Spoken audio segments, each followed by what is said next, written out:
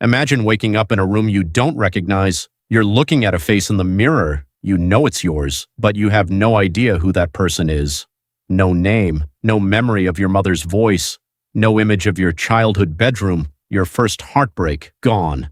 Just a body with no one inside it. This isn't a horror script. This isn't a thought experiment. This is a documented fact. The United States government spent 2 decades and millions of dollars attempting to perfect the erasure of a human soul. The man who ran that program didn't look like a monster. He looked like your neighbor. He milked goats every morning. He folk danced on the weekends. He meditated. His name was Sidney Gottlieb, and he was the most dangerous scientist America ever employed.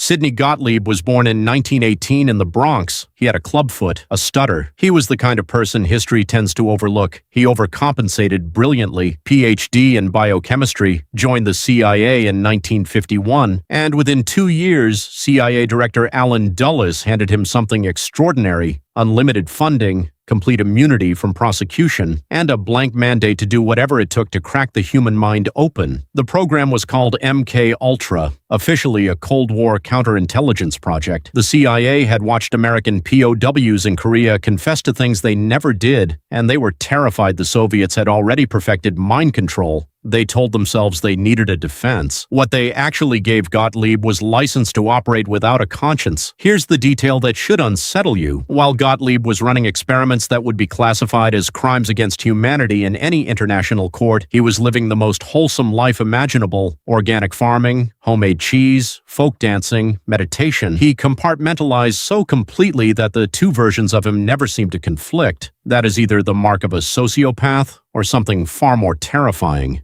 A man who genuinely believed he was doing what was necessary. 1955, San Francisco.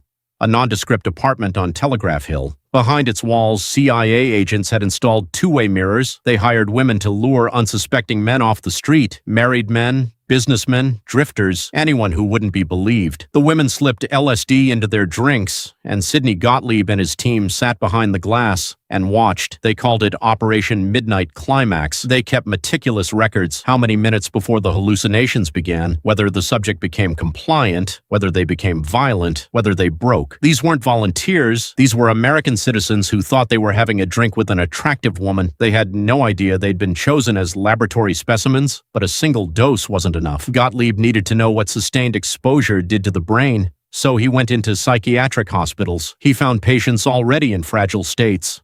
Depressed, vulnerable, committed. People the world had already quietly decided didn't matter. He dosed them with LSD for 77 consecutive days.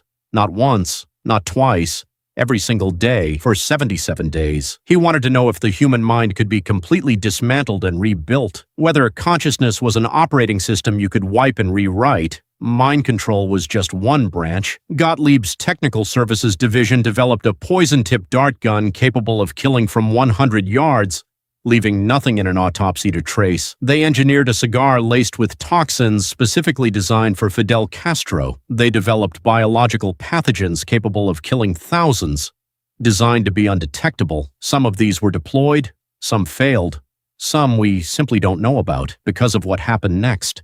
By 1973, the walls were closing in. A journalist named Seymour Hersh was circling. Congress was beginning to ask the right questions. Gottlieb went to CIA Director Richard Helms. He made a recommendation. Helms approved it immediately. They destroyed everything. 20 years of documentation. Thousands of files detailing subjects, methods, dosages, outcomes. The names of the people who were never the same again. He ordered it all reduced to ash. There was one problem. A small batch of documents, roughly 20,000 pages, had been misfiled by accident, sent to a financial records building instead of the CIA archive. They survived. When they were found 4 years later, they gave us everything we know today: Midnight Climax, the 77 days, the dart gun, the safe houses, the names. Those 20,000 pages represent approximately 1% of what Gottlieb destroyed. In 1977, he testified before Congress. He'd already retired, already gone back to the farm. He spent time in India doing humanitarian work at a hospital for lepers. That part is also true. The same man. He was never charged with a single crime. He died in 1999,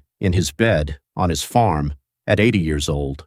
Everything we know today, the safe houses, the hospitals, the 77 days, the people who spent the rest of their lives unable to explain why their minds no longer worked, all of it comes from documents that survived by accident. That is 1%. For 2 decades, a government program systematically explored whether human beings could be converted into programmable instruments, whether memory could be selectively deleted, whether identity was something you owned, or just chemistry waiting to be adjusted by someone with the right clearance. The man who ran it burned the instructions. Here is the question that certain historians and former intelligence officers still sit with. A government that successfully learned how to erase and rebuild a human mind, that spent 20 years refining the process, testing it, documenting every variable, would that government actually destroy the formula? Or would they destroy the evidence that the formula existed?